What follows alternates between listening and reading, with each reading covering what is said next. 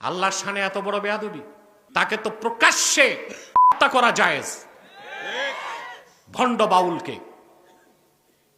অথচ হুমকি দিচ্ছে নাস্তিকরা, বামরা আর কথিত ভণ্ড বুদ্ধিজীবী ফরহাদ মজহার, তাকে ছাড়তে হবে।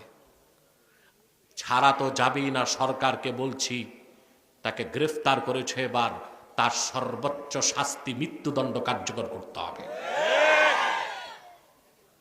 বলে আবুল জুলাই আন্দোলনে আমাদের পক্ষে ছিল, জুলাই আন্দোলনের পক্ষে ছিল, তো ছিল তো সমস্যা কি? জুলাই আন্দোলন কি করে সব মুসলমান হয়ে গেছে? আন্দোলন করতে এখন দেখি দেশ বিক্রির ব্যবস্থা হয়েছে। এক ভণ্ড বাউল আল্লাহর শানে বেয়াদবি করছে, শুনছেন? এইরকম বেয়াদবি আমার আত্মহত্যা করতে মন চায়, সহ্য হয় না,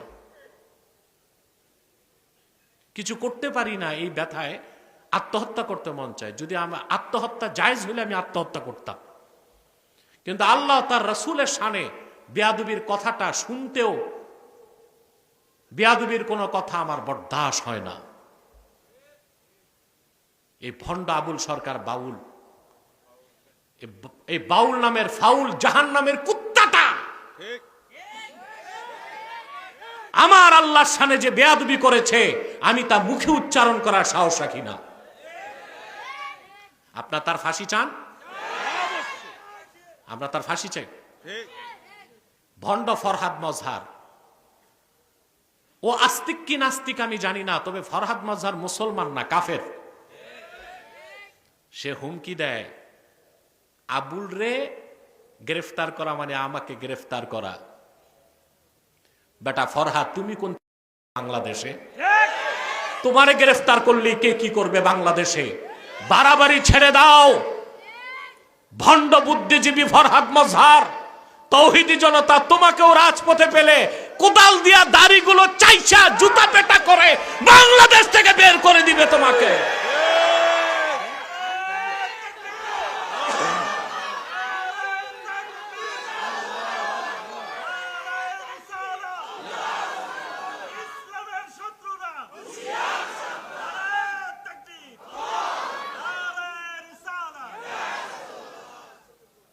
বলে আবুল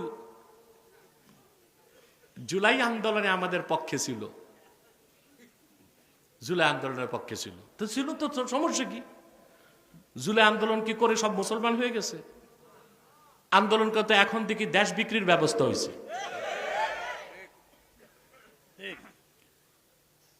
আল্লাহর শানে এত বড় বেয়াদবি, তাকে তো প্রকাশ্যে তাকে হত্যা করা জায়েজ, ভণ্ড বাউলকে। অথচ হুমকি দিচ্ছে নাস্তিকরা, বামরা আর কথিত ভণ্ড বুদ্ধিজীবী ফরহাদ মজহার, তাকে ছাড়তে হবে। ছাড়া তো যাবেই না, সরকারকে বলছি তাকে গ্রেফতার করেছে, এবার তার সর্বোচ্চ শাস্তি মৃত্যুদণ্ড কার্যকর করতে হবে। এখন আসেন, এই কথিত কিছু ইসলামপন্থী কিছু মৌলবী, মোটা মাথার মৌলবী আছে কিছু, জোর সব গলায় আর তলায়, মাথায় কোনো জোর নাই, এরকম মৌলবী আছে যে চিনেন বাংলাদেশে। এইসব মৌলবী আর কথিত ইসলামপন্থীরাই ফরহাদ মজহারকে মাথায় তুলছে। আজকে ফরহাদকে ধরো না কেন? আমরা আমাদের চরিত্রকে ঠিক রেখেছি, আমরা শাহরিয়ার কবিরের মতো নাস্তিক কাফেরকে পরাস্ত করেছি, ভারতের দালাল হিসেবে তাকে বয়কট করতে বলেছি, জাতি তা শুনেছে। কিন্তু তোমরা ফরহাদের বিরুদ্ধে কথা বলো না মৌলবীরা, কেন জানি ফরহাদ হচ্ছে আমেরিকার সিআইএর এজেন্ট। তোমরা তো তোমাদের আব্বাকে খেপাইবা না জানি, তা ক্ষমতায় যাবা কেমন? এই দুই চারটা মৌলবীর দুশ্চরিত্র, ক্ষমতার লিপ্সা, পয়সার লিপ্সাই এই দেশে ইসলামী আন্দোলনকে সফল হইতে দেয় না।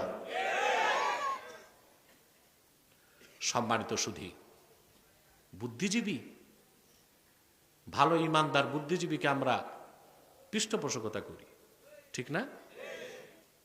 ইসলামের শত্রু যারা, তাদেরকে আমরা ঘৃণা করি। বলে আবুল তো জুলাই আন্দোলনের পক্ষে ছিল, তো কি হয়েছে? জুলাই আন্দোলনের পরে যদি বাংলাদেশে ইসলামের স্বার্থ অক্ষুণ্ণ না থাকে, মুসলমানের অনুভূতিতে আঘাত আসে, এই বিপ্লবকে মানি না, আরেকটা বিপ্লব হবে প্রয়োজনে বাংলাদেশ ইসলামের পক্ষে। কথাগুলো সহ্য হয় নাই, বলে ফেলেছি, এবং বলেছি যা সজ্ঞানে দায়িত্ব নিয়ে বলেছি। এতে আমার জেল ফাঁস যা হয় হোক, আমার কোনো আপত্তি নাই।